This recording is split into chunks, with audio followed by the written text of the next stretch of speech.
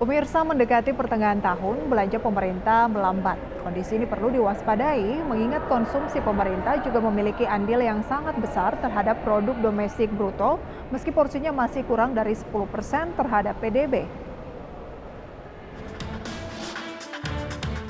Meski kondisi pandemi COVID-19 mengalami jumlah kasus melandai, namun pemerintah tetap waspada kenaikan jumlah kasus untuk meyakinkan ekonomi Indonesia menuju endemi.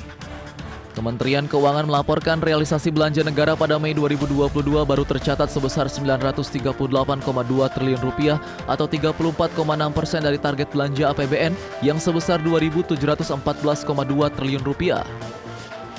Realisasi ini turun 0,8% jika dibandingkan dengan periode yang sama pada tahun lalu. Di sisi lain, hingga akhir April 2022 yang lalu, realisasi belanja negara tercatat mampu tumbuh 11,5% secara tahunan. Belanja KL dan non-KL tercatat alami penurunan dan masih di bawah target. Belanja KL tercatat masih 33,5% dari APBN, sedangkan belanja non-KL 36,9% dari APBN.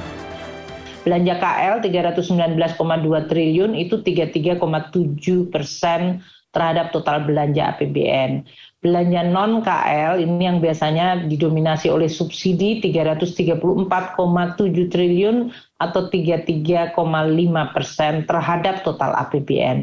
Transfer dana ke daerah dan dana desa 284,3 triliun atau 36,9%. Di sisi lain, belanja negara berbanding terbalik dengan pendapatan negara semakin mendaki. Kemenkyu mencatat realisasi pendapatan negara hingga akhir Mei 2022 sebesar 1.070,4 triliun rupiah atau setara 58% dari target 1.846,1 triliun rupiah.